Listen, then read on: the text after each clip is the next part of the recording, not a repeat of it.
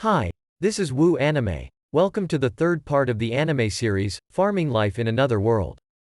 Ru helps by using magic to install lights in the toilet and other locations.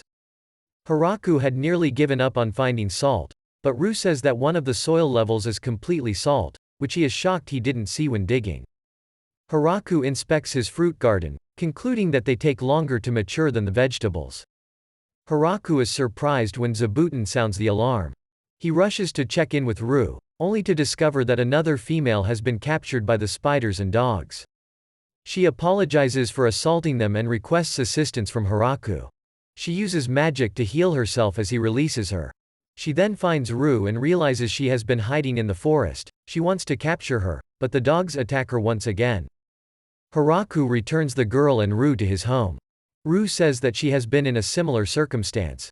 The dogs are vicious, and magic has no effect on them since they can dodge spells. The girl asks questions about Hiraku, and Ru, blushing, replies that he is her husband. Tia, the angel, introduces herself. Hiraku assumes she works for God, but Ru explains that angels are fighters with more muscle than brains. Hiraku questions why Tia is pursuing Ru, and Tia reveals that Ru has a bounty due to the damage she made in town. Ru is always looking into unusual medications and mixtures, and when anything concerns her, she begins blowing things up. Ru said that it was an accident and only occurred just once. She also says Tia is a little stronger than her, which is why she rushed into the forest. Tia is startled that Ru is confessing her flaws, which Ru says is because she realized how weak she is after confronting the dogs. Ru invites Tia to live with them, assuming she would like it. Tia accepts, and Ru takes her on a tour of the fields. They spend the day collecting vegetables, and Hiraku allows Tia to eat some, which she enjoys. After a few days, Tia asks Hiraku whether they can plant more strawberries. Hiraku explains that they can, but they won't be able to gather everything even if they grow. Tia realizes that they may need extra help. Hiraku further points out that even if they harvest everything, they may not be able to consume it all. Hiraku notices that Kuroichi, Kuroni, Kurasan, and Kuroyan now have 3 to 4 offspring, and the dog family has expanded significantly. They will soon mature and start looking for companions. Ru realizes this implies they will multiply even more, forcing Hiraku to realize the shelter he created for them would be insufficient. Hiraku then chooses to construct a dog park near the orchard. Hiraku has yet to name the new puppies since there are too many and he is having difficulty coming up with names. Hiraku then notices Zabuton's children departing, but some of them choose to remain. Tia informs Hiraku that she will be gone for a while and leaves. A few days later, Tia returned accompanied by a bunch of high elf females. Hiraku sees that they are all Lees, and Leah explains that this is because they are all related. They came here on Tia's recommendation and would want to reside here. Tia explains that they have a tragic background. They used to reside in a hamlet in the north, but the majority of their people were killed off when they became involved in the fight with humans. Their kind had dispersed, and they had been traversing the country seeking for a new home ever since. Ru also suggested that they take the girls, as she heard that the High Elves are a talented race. Hiraku agrees as long as they get along with the other housemates.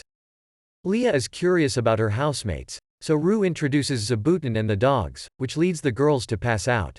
Hiraku decided to create a large home for the elves since they wanted to live together.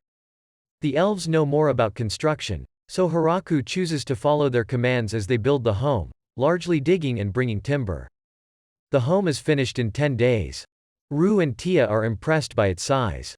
Hiraku is jealous, but he has acquired the elves' ways and is considering rebuilding his home. The elves' home includes one large living area where everyone may congregate and eat. They contain storage spaces on both sides of the main room. They have private rooms on the second level.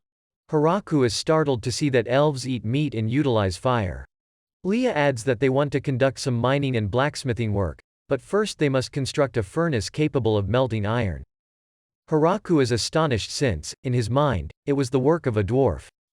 They soon construct a furnace and begin making goods. Hiraku becomes thrilled because he has a metal pan and believes his civilization is progressing and that the elves can achieve anything.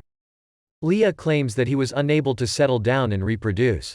Hiraku states they have already achieved one of those objectives, but refuses to say anything about the other since they are gazing at him and smiling. The elves had seen there is a wheat field and Haraku explains they have harvested it and turned it into flour.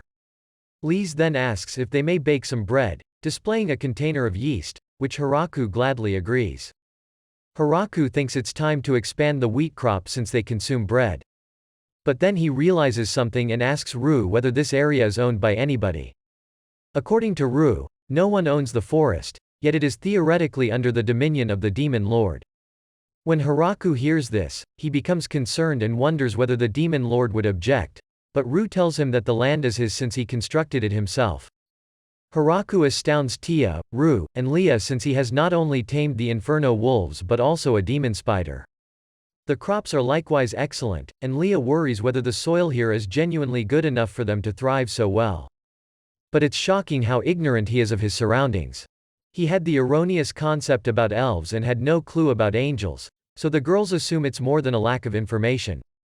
Meanwhile, Haraku is crafting a wooden cup in his cabin and realizes he hasn't made any progress in his waterway in a long time. He wonders whether the girls can assist. That's it for now, see you on my next video.